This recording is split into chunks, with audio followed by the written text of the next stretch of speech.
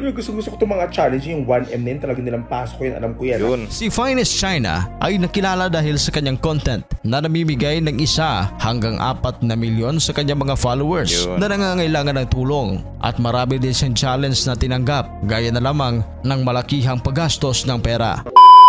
So kumusta mga kanoyse? Welcome back sa ating YouTube channel. So yun mainit-init pa, Finest China. So mula kay The Showbiz Caster, meron ditong pamagat na gaano ba kayaman si Finest China. Finest China is fake. So walang question mark yun. So Finest China is fake. So ayun, curious nga ako kasi meron ngang lumalabas ngayon na mga issue about nga dun sa Finest China versus Tito Mars versus Christian Gasa. So sobrang ingay nila sa social media men, kaya na-curious ako and I search at yun naghanap ako sa YouTube ng video kung gaano nga ba kayaman si Finest China, and itong kay The Showbiz Caster na video ang lumabas. So yun, bago natin simulan, subscribe The Showbiz Caster, yung original video link nasa description box below. At yun, kung trip nyo naman ang mga ganitong reaction video may kasama kayong manood, syempre huwag nyo na rin kalimutan i-subscribe yung YouTube channel natin. So din na natin ito patatagalin pa. Panoorin na natin. Again, ang title nito, gaano ba kayaman si Finest China? Finest China is fake. Start. Gusto ko itong mga challenge, yung 1M na yun, talagang nilang pasok ko yun, alam ko yan. Yun. Totoo ba talaga na nagbibigay siya sa mga tao sa paligid niya? May inilabas na blind item si Sian Gasa. Mababasa dito.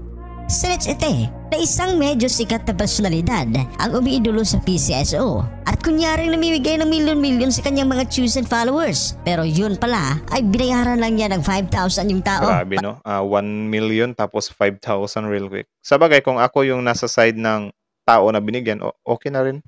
5,000 na rin yun, di ba min? So yun, makinig pa tayo. Na magpanggap na may na-receive na 1 million from him. Base sa comment section, sinabi ni Gaza na 99.9% confirmed na confirmed 99.9%. Parang germs lang, no? So ano kaya yung 1% na yan, or 0.1% ba? Tama ba? Ewan ko. dahil nga naka-enable ang comment section sa naturang post. Tinignan natin ang mga shared post at dito nga tumampad ang samot-saring reaksyon at nagka-mention pa ang pangalang Finest China.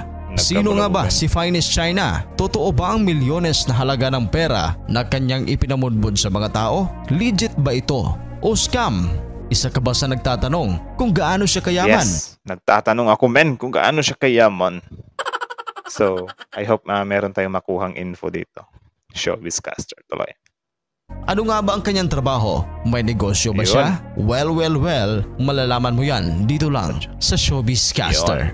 Bago natin pag-uusapan yan, sino nga ba si Finest China? Ang tunay niyang pangalan ay si John Paul Noque na nakabase sa Honolulu, Hawaii at kasalukuyang 26 years old. Honolulu, Hawaii? Okay. Nakabase lang pala. So, maybe ngayon nasa Honolulu, Hawaii siya. Okay.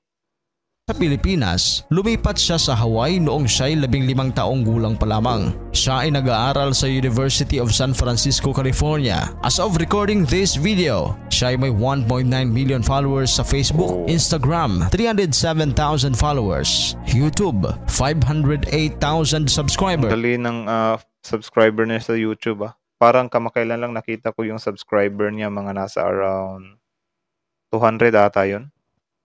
Laki na nadagdag tapos 7 videos lang. Nice. At sa TikTok naman ang pinakamarami na mayroong 2.5 million followers. Si Finest China ay nakilala dahil sa kanyang content na namimigay ng 1 hanggang 4 na milyon sa kanyang mga followers na nangangailangan ng tulong, at marami din siyang challenge na tinanggap gaya na lamang ng malakihang paggastos ng pera. Maraming netizens ang napataas kilay sa vlogger, yung iba nayabangan at may nagagalit. Ganun naman talaga, marami talaga, or di mo naman kasi ma-please lahat ng tao, di ba? Pero yun nga, ito kasing kay Finest China, depende na lang din sa makakagets meron talagang mga flex content creator na wala lang, smooth lang yung pagkaka-flex nila. Meron din namang iba na nilalagyan ng yabang. So depende na lang yan kung anong trip na audience ang gusto nila makita, di ba? Or makuha. Like for example, trip nila na maraming mapikon sa kanila, then yan yung gagamitin nila na content. So, yun. Actually, dito sa social media, ma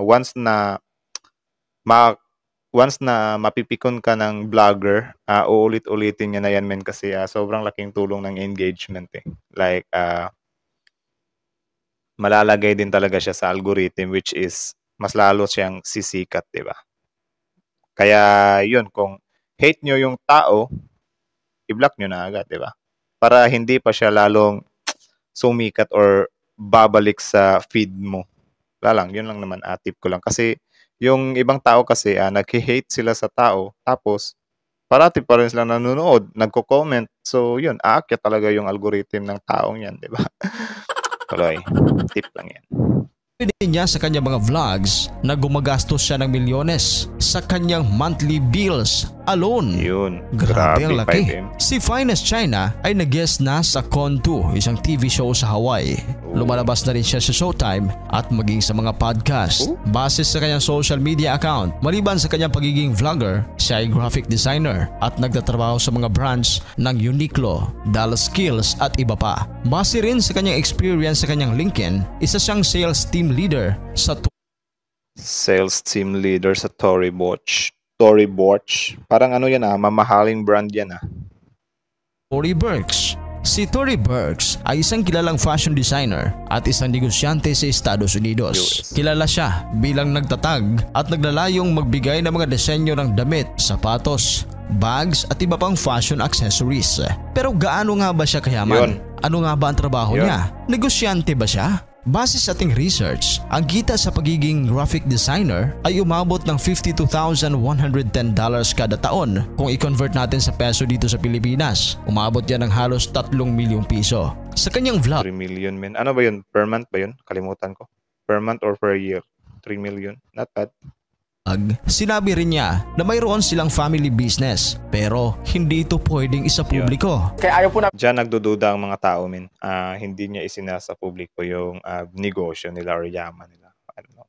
Sinasabi ni Mama, ang family business po namin, dahil hindi po nagtatagal ang social media, hindi niyo po alam ano mangyayari sa social media. Well, balikan nga natin ang blind item ni Sian Gaza. Sinits ite na isang medyo sikat na personalidad ang umiidolo sa PCSO at kunyaring namimigay ng milyon-milyon sa kanyang mga chosen followers. Pero yun pala ay binayaran lang niya ng 5,000 yung tao para magpanggap na may na-receive na 1 million from him. Pinabulaanan naman ni Finest China na siya ang tinutukoy ni Sian Gaza sa kanyang blind item. Sabi niya sa kanyang Facebook account, ayaw ko sana bigyan to ng pansin pero dumadami ang ating mga tags. First of all, hindi po tayo tinutukoy nito dahil wala po akong pinamigay ng 1 milyon or milyon-milyon. Alam niyo yan, hindi po ako ganon kayaman na kaya ko mamigay ng milyon-milyon. 1 milyon, pwede pa pero hanggang doon na lang tayo. At PCSO, grabe, nitong it, di ko alam laruin. Huwag tayo mag-assume. At kung ako nga Yung PCSO kasi sobrang sikat din ng issue. Grabe na-connect pa talaga yung PCSO. Gayong alam naman natin na sobrang sikat din ng usaping PCSO ngayon. Dahil nga doon sa mga nananalo na in-edit lang yung mga pictures, di ba? So, may connect. Anong connect? Bakit may PCSO, di ba? Nagwa-wonder din ako, men. ang tinutukoy, edi kayong bahala. Baliwala kayo. Di naman nakakakita ng ating mga post. Totoo kaya na binayaran lang niya ng 5,000 pesos ang taong kanyang tinulungan para magpanggap lang na may na-receive siya na 1 million pesos? Ano nga ba ang totoo? Wala namang masama sa pagtulong talaga, maliban na lang kung yan ay uri ng panggagansyo. Yeah. Ano kayo sa tingin ninyo? Pag-uusapan nga natin yan sa comment section. At kung bago ka pa lang sa ating channel, huwag kalimutan mag-subscribe sa Showbiz Caster para updated ka sa ating mga latest content. Subscribe nyo, men. Showbiz Caster. Maraming salamat po. Kaso lang din natin nakuha kung gaano kayaman si Finest China. Kalimutan nata ni The Showbiz Caster, men. About lang pala to sa issue between Finest China and Sian Gaza. Also that Tito Mars. Okay. So yun lang naman. Expect din ba kayo na malalaman nyo yung negosyo at yung yaman? Actually, sinabi naman dito no na ayaw nga daw i-public ni Finest China yung negosyo niya kasi nga daw social media is not forever or hindi parating nandyan ang social media. Pero yun yung nagiging butas or tinitig ng angulo ng mga bashers niya na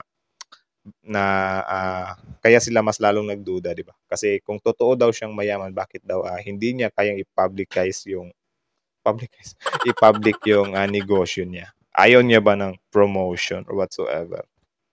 'Di ba? So, 'yun, marami talagang nagwa-wonderment kung saan galing yung yaman niya.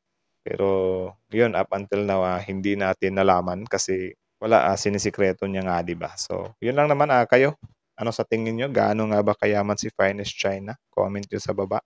Pag-usapan din natin 'yan sa comment section. So, 'yun lang naman, again, The Showbiz Castor, subscribe niyo 'yan. Tapos 'yun, huwag niyo rin kalimutan i-subscribe yung YouTube channel natin, Filipinoises. So, 'yun lang naman, kita-kits sa susunod nating video. Kung meron pang mga kadugtong sa isyung ito ay sige, panoorin pa natin. So yun lang naman, Finest China, supportahan nyo yan. Tapos yun, The Showbiz Caster and Filipinoises. So kita-kits sa susunod nating reaction video. Filipinoises out.